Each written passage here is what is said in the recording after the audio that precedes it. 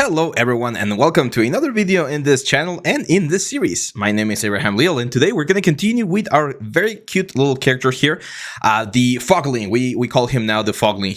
That's the new name. We came up with it on I think the last or a couple of parts ago. But yeah, now we're going to jump into a section that I don't normally cover on the YouTube channel due to the fact that it tends to be quite technical and people hate the technical things. So, but we'll do it. It's rather easy and hopefully this will give you guys a different look at how our rigging works. Now, I'm going to be dividing this into two parts. Today, we're going to be focusing on the creation of the rig control, or actually the joints, where to put the bones, how to place the bones and stuff like that. And then on the next video, we're going to do a quick controller setup. That's the one that we're going to be using for animation.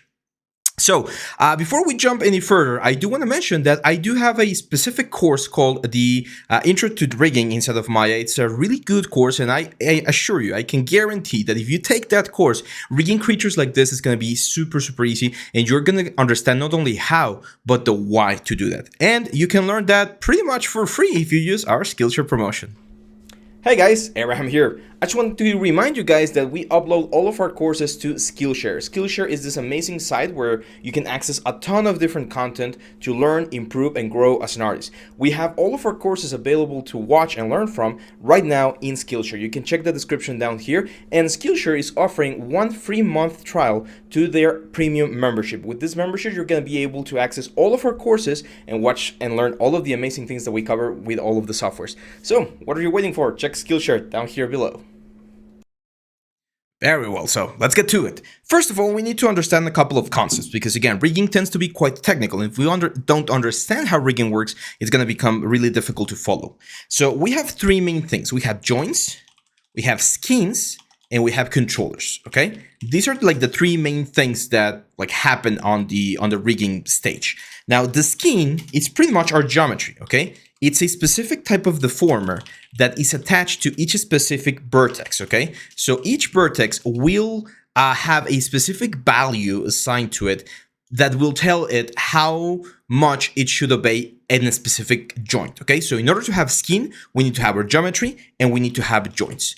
Joints are like the underlying pillar, the skins are the bones. They're like the pillars that build our, I'll just call it the pillars that build our stuff. Okay, so as with a house, when you have the main infrastructure with the concrete, the pillars and stuff, the joints are the ones that are in charge of building that skeleton. And that skeleton, we bound that skeleton to a skin or to a geometry through a skin. Okay, so eventually we're gonna have our geometry. That geometry is gonna have a skin attached to it. That skin is gonna be following certain influence that's coming from the joints, and we are gonna be moving those joints with controllers. Okay, controllers are just curves that we use, kind of like the little things that puppets have on top. Those are the controllers that we normally use and move to animate our characters. And the reason why we do that is just because it's a lot easier to do specific kinds of things. Technically, you could animate directly on the bones, but it just removes a lot of control from our elements, kind of like posing our character in a traditional stop motion sense. And that's why curves are so much more important and useful inside of the process. Geometry and joints are transferable. So if you create the skeleton inside of Maya and you properly place the deformer skin on inside of Maya, you can bring that into Unreal, which is what we're going to be doing, or Blender, or 3D Studio Max, because again, the skinning information, the weight, the relationship between the vertices and the joints is kept on an FBX file, which is very important. Controllers are not. And the reason why controllers are not kept on that format is because here inside of Maya, we use something called constraints, which is a connection between the controllers and the joints that does not translate to any other element. Nowadays, or in the newest, at the time of this recording, Unreal now has its own controller setup. So technically, you could rig your character inside of Maya, create the skinning, only until that point, bones and skins, and then bring that into Unreal and create the controllers there, and even animate inside of Unreal. I'm not that well, prepared to show you that because I haven't done it really. I've been working with Maya for a long time now, but just keep that in mind. Now here, first thing I'm going to do is I'm going to grab the whole character, the Fogling, and we're going to combine it.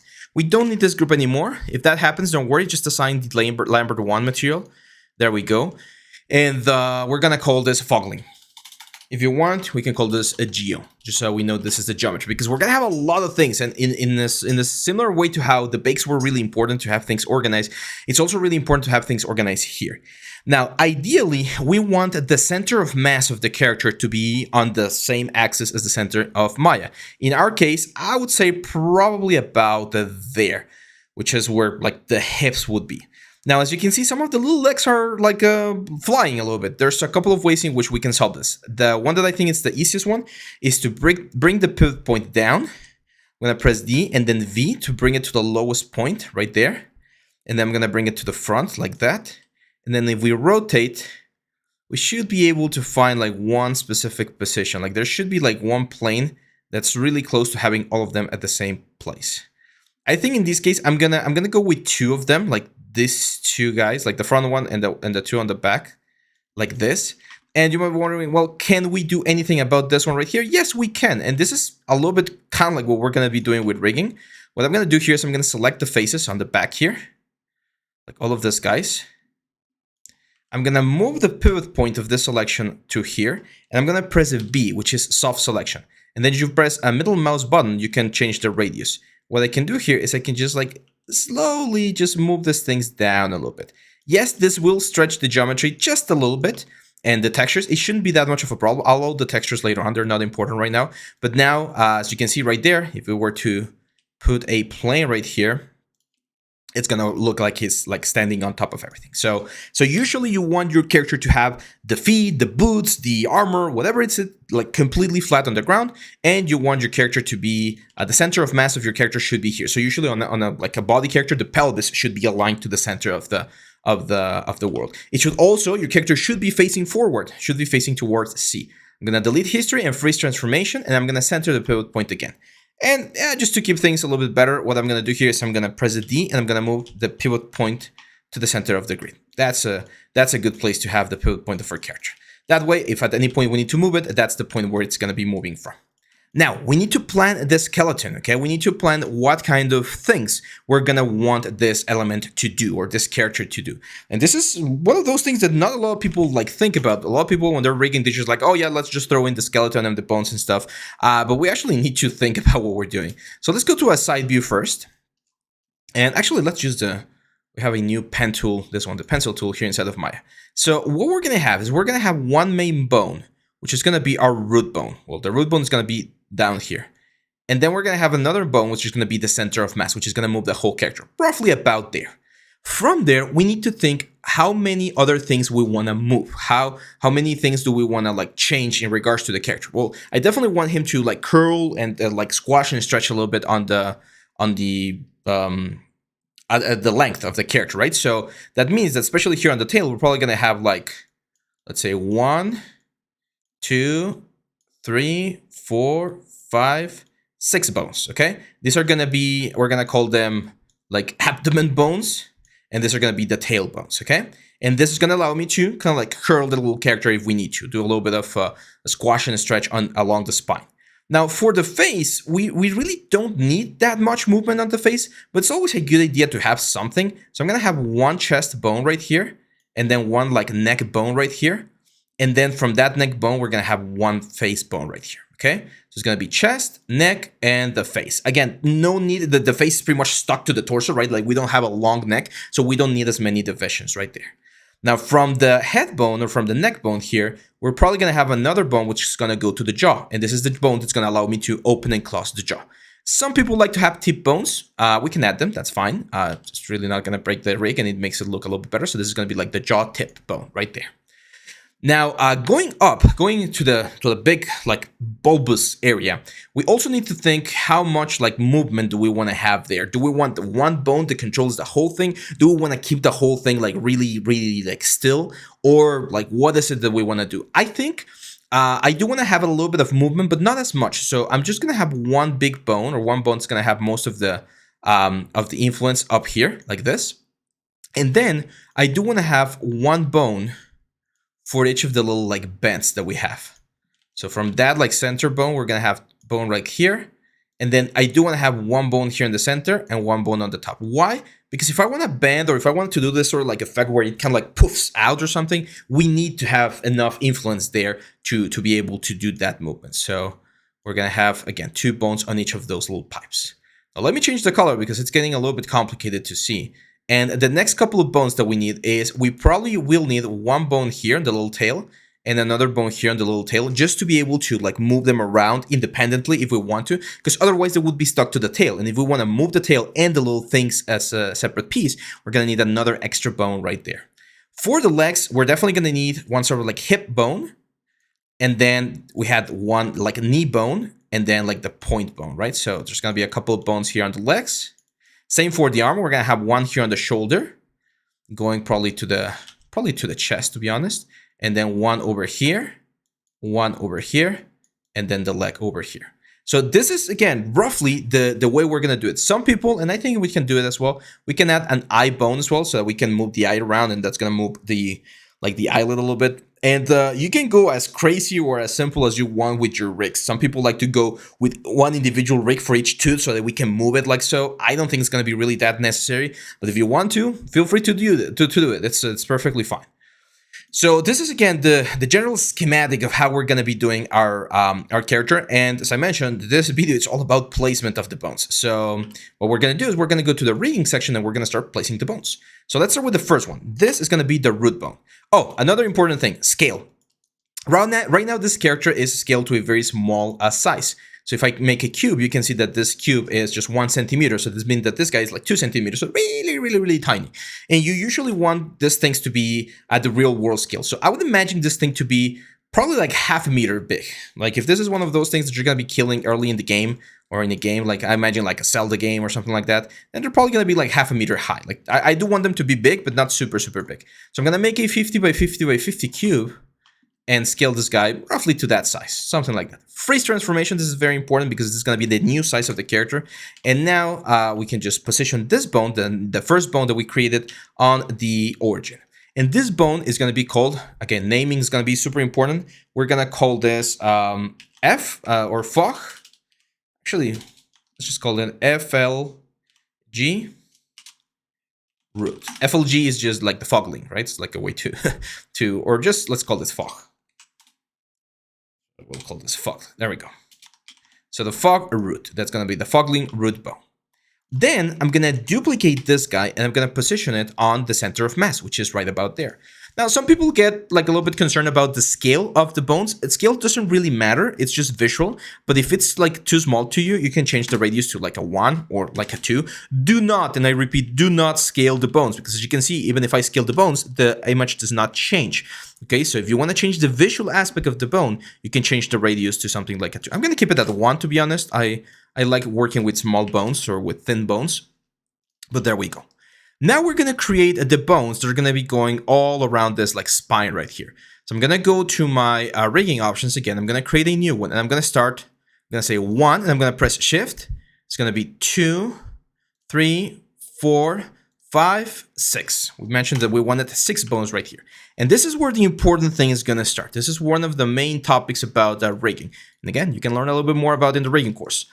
Every single joint has something called the local rotation axis. If you go to display, transform display, local rotation axis, every single bone has something called the local rotation axis, which is the way in which the bone is pointing. As you can see, the local rotation axis does not match the rotation of the world for these joints right here. It does match it for these joints right here, the first ones that we created. Since it was a single joint, it aligned itself to the world, and that's why it's pointing in the same direction as the world.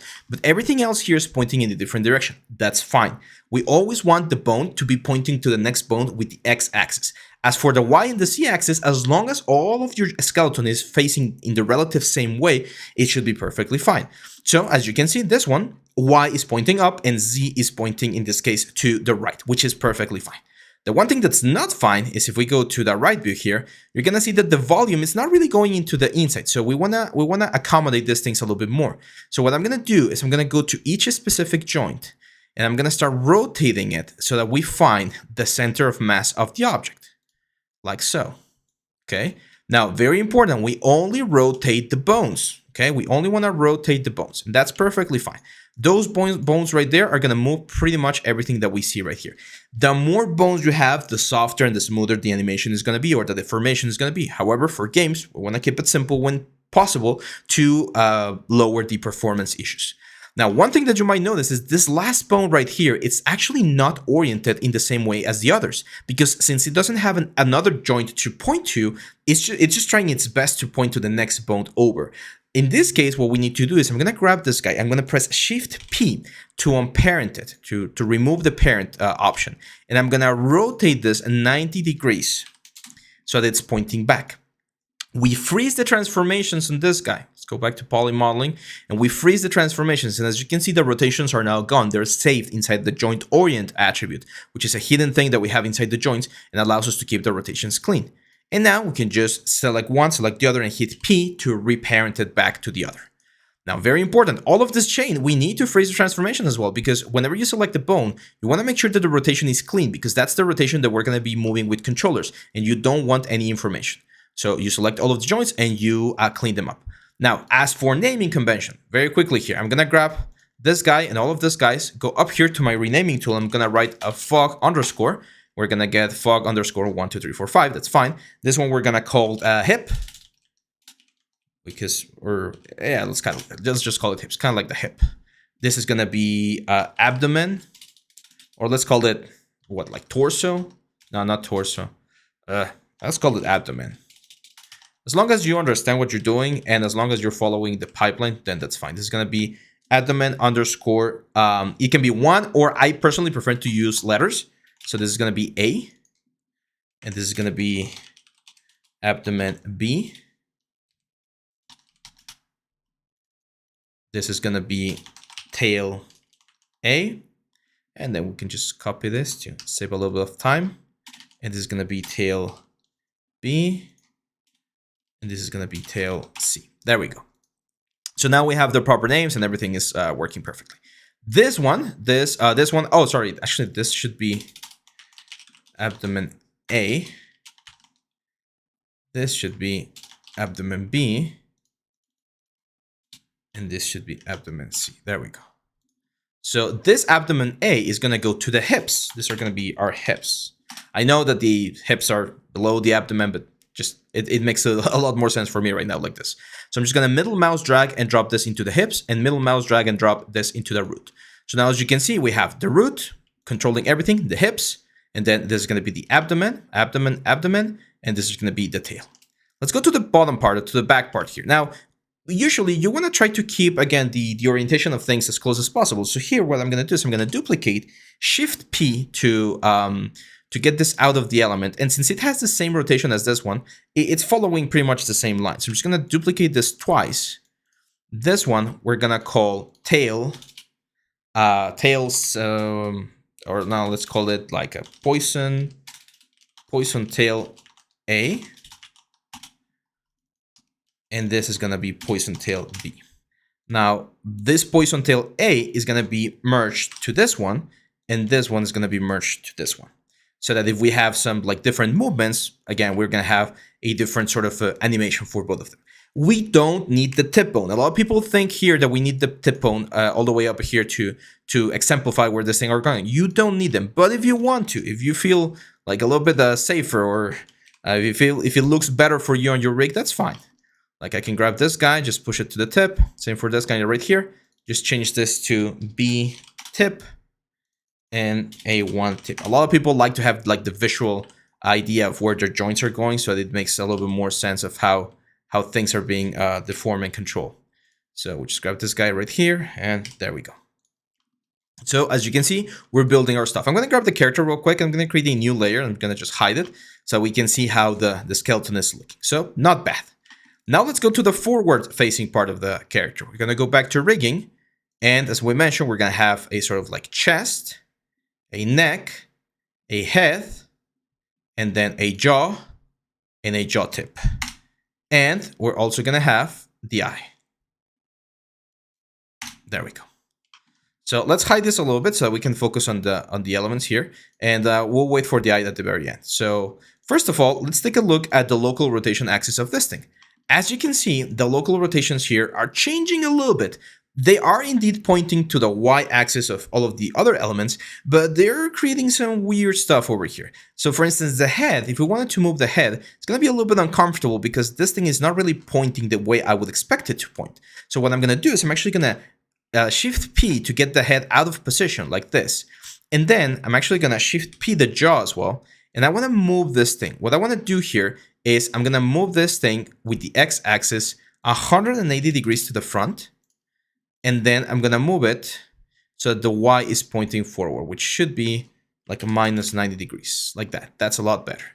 And that after we do that, we freeze the transformation. That way our y is pointing up and we can just recover this. Now, some of you might be like, well, isn't this breaking one of our rules? Because now the head is not pointing towards the jaw. And yes, it's not pointing towards the jaw, but jaw is like an independent joint. So it really is not that much of a deal because pretty much this head, it's like the end point of the chain, okay? So the jaw is like an appendage to the thing. So it doesn't really matter that it's not aligned. And I think this is gonna make our lives a lot easier. So we just parent this back. We select the first joint and all of the joints after that one, and we freeze the transformations. Because again, if you select the joint, you wanna make sure that your rotations are at 0, because that's the point, or that's the like channel, the attribute where we're gonna be getting, or where we're gonna be doing our, what's the word? Our constraints. So yeah, that looks good. Now we rename things. So let's grab the name. This is gonna be fog chest. This is gonna be fog neck. I know it sounds like I'm saying some bad words, but it's the fog. Is that the proper way to say it? I hope so. Head, jaw, and jaw tip. Again, we don't need the tip really, but doesn't hurt to have it. There we go. So the fog chest is going to be added, or is going to be appended to this joint right here. So as you can see, we're creating pretty much like the spinal like column, or the vertebrae of the character. All of these things right here. Now the eye is a special thing. Why? Because the eye is the first thing that's not going to be on the center plane, right? It should be where the eye is. So what I'm going to do here is I'm going to select all of these elements, the eye elements. And as you can see, that's where I want my little, like my object to be. I would like this joint right here, the one that's floating right now, to be where the eye is. So a quick way would be to duplicate this guy. So I'm just going to go into mesh, edit mesh, and duplicate the eye. So now, as you can see, we're going to have a polysurface 2 or 1 here. There we go. That's the eye. We're going to center the pivot point. Okay. Select both of them and isolate them. And I'm going to use a constraint. I'm going to select a driver, a driven, and we're going to go to the rigging tab, and we're going to do a constraint, point constraint. What this will do, as you can see, is it will move the joint to the location of the pivot point of the object that we just selected. And by doing that, we are pretty much having sure where this thing should be. Now, the constraint, we don't need it anymore. We only use it to place the object, and we actually don't need the eye anymore either. So now our joint, as you're about to see right here, if we, of course, turn on the local rotation axis, it's pointing on the world direction, which is perfectly fine, and it's exactly where it's supposed to be. Now, this one, we're going to change the name. We're going to call this fog, or actually, we're going to call this L for left, fog, I. We're going to select this guy, and we're going to parent it to the head, P. And then we're going to select this guy again, where's the eye? And we're going to go to skeleton, mirror joints. We're going to look for the letter L, and we're going to replace it for the letter R. And we're going to like mirror it on the XY axis. That's perfectly fine. And we hit apply. Or sorry, in the YC axis. And hit apply. And as you can see, this is what we're going to get. Now, you can see that the rotations of the other joint are like mirrored. That's fine. We actually want that so that when we do the controllers, things work the way we want them to work. So this is perfectly fine. Now, it's my OCD is affecting me a little bit, so I'm just gonna call it fog underscore L. It's the same thing. Instead of looking for L underscore, we're gonna look for underscore L underscore. And there we go. So we got the fog I left and right, and that's looking good. Now we want to do the let's keep going on the center line. So I'm gonna do one more like a little bone right here. That's going to be like the main bone up here. Let's call this, again, fog, like, I don't know, back, fog back. I think that's that's it. That's going to be right there. And that's what we're going to have. And now we need a couple of like lines right here. So we're going to do 1, 2, 3. I'm pressing shift to create this. And we're going to have this one right here.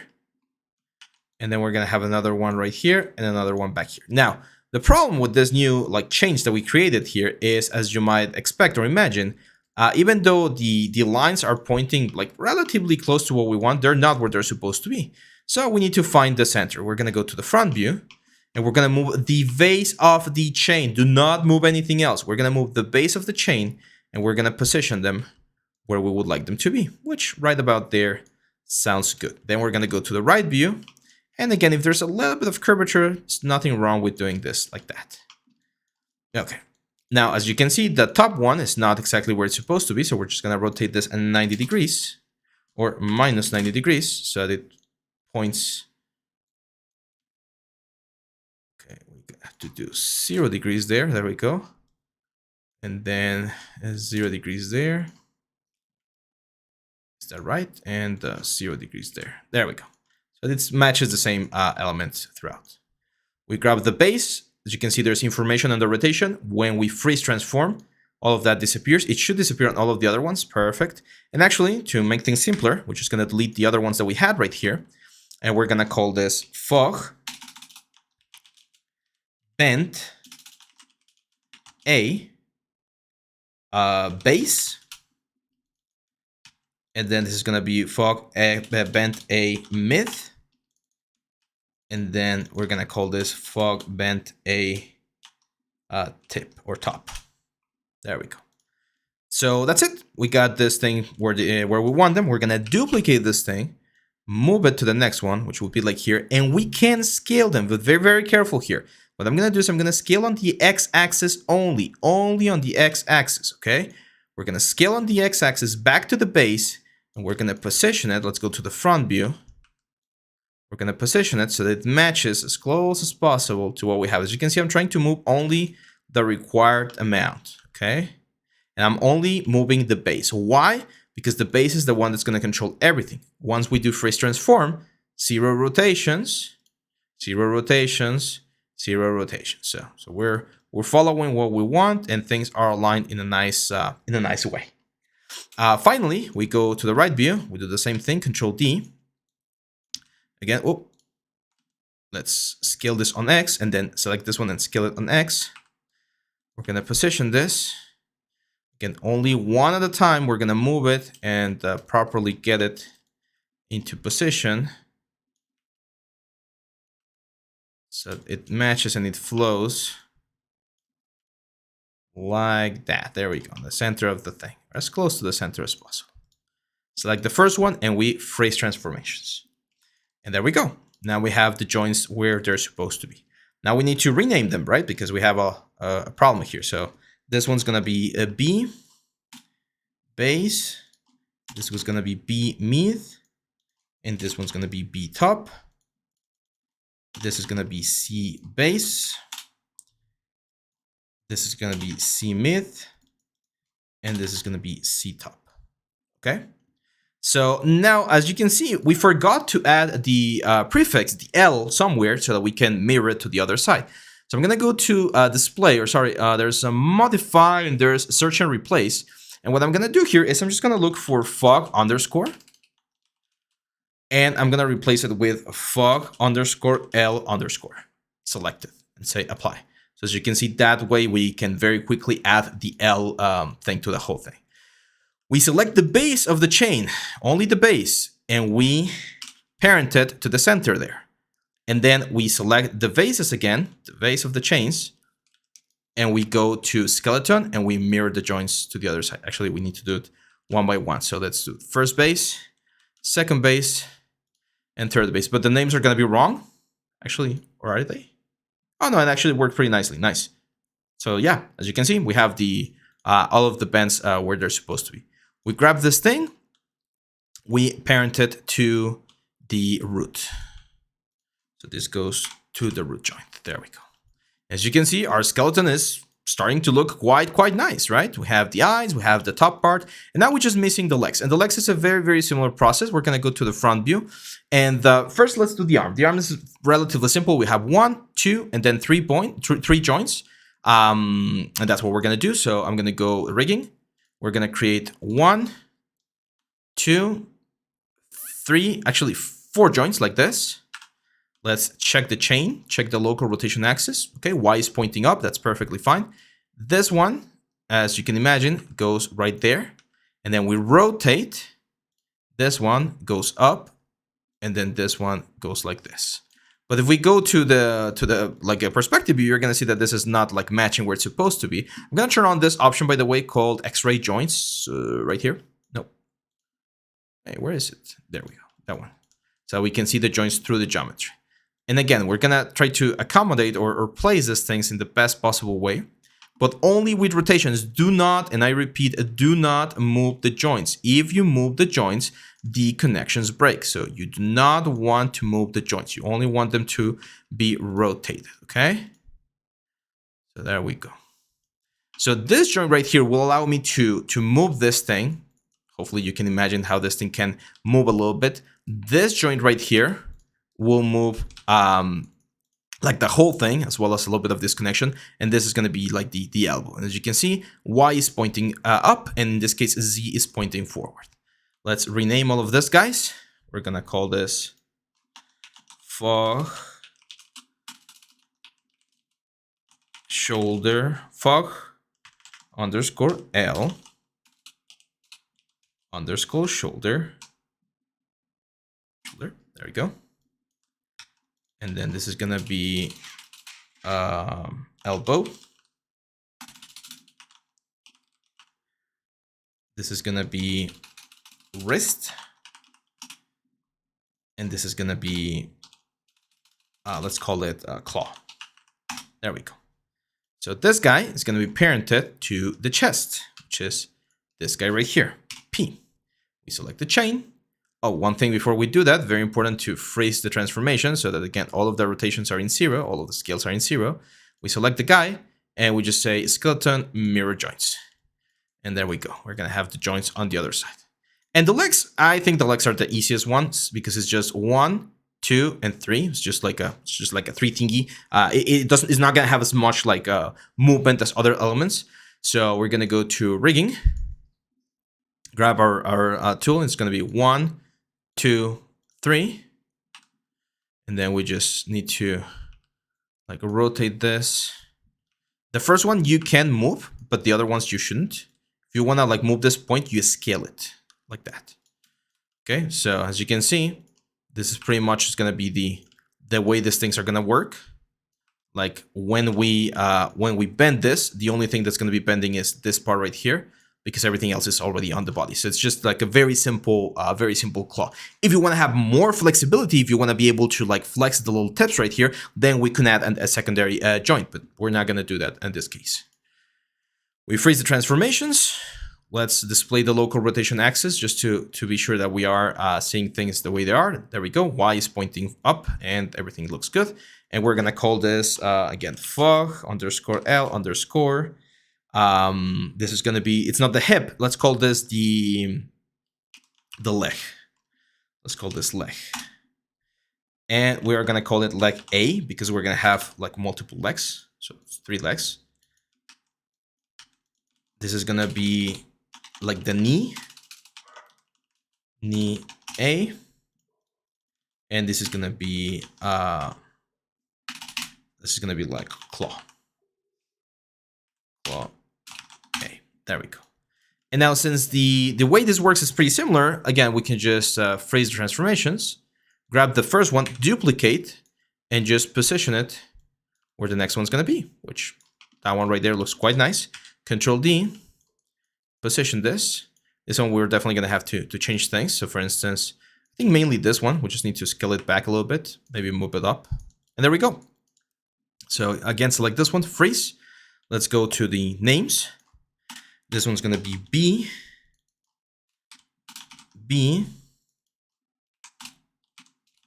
and B. and this one's gonna be C, and C, and C. There we go. So we grab this guy. This guy's gonna be attached to that one. This guy's gonna be attached to that one, and this one's gonna be attached to that one. Just P. I'm just using P. Then we select the first one, and we just say skeleton, mirror joints, G to repeat the action, and G to repeat the action. And there we go. As you can see, we've pretty much completed our skeleton for our character. This is how we would normally build. Now I'm gonna select all of the joints. As you can see, it's quite the hierarchy, quite the joints, but this is gonna give us the most amount of control for the whole thing. So just to give you a quick view, because we're gonna talk about weights and the controllers in the next one. I think we might need 2 or 3 videos, or like maybe 1 video for the skin and then 1 video for the controllers. But we'll see. It depends on how we move forward. So in this case, what I'm gonna do is I am gonna remove the local rotation axis so that we don't see it anymore. There we go. And I'm just gonna show you a very quick thing here. Let me save this, by the way. Let's call this Fogling rig. There we go. So if I select all of the joints except for the root joint, and then I select the character itself, I can just throw in a very quick bind skin. Okay, we're gonna do this in a better way in the next videos. But I can just throw in a quick bind skin. And now, if I were to grab, for instance, this guy's right here, and I rotate them at the same time, you can see how all of this moves. Right now, the weights are not properly done. That's why we're getting like a really weird movement up there. But let me show you. Like if I grab all of this, guys, like all of the tailbones, and we do this. Oh, look how nice we can get this thing to curl. Like imagine when this guy like dies and he just like goes into its back and it just like crawls into a little guy. This is what we'd expect. Same for the jaw. Like right now the jaw, if I move this, it's moving everything. But you can imagine how this thing will eventually move the elements. This guy's right here. The main thing is to do this sort of effect where we get this like puffy, like when it releases gas, we get this puffy animation. So that's the way skin works. Again, we're gonna take a closer look at skin in the next video, in the next part of this series. But this is it. This is how we would rig a character. I know it's very technical. I know it looks quite boring, but you can see how I would say relatively easy it is to plan ahead and try to know how things are gonna move. Again, you can imagine how this guy, for instance, like if we move it like this, we're gonna get again a specific type of movement. So that's the kind of stuff that we're going for. And yeah, that's pretty much it for this one, guys. I'm not sure how I'm gonna do the thumbnail for this one because it's really difficult to do a thumbnail for rigging. But this is it. If you like it, please let us know in the comments. Please let us know with a like, with a share. Subscribe to the channel if you haven't. We're gonna continue with this series. And yeah, let's keep pushing. I'll see you guys back on the next part. Bye-bye.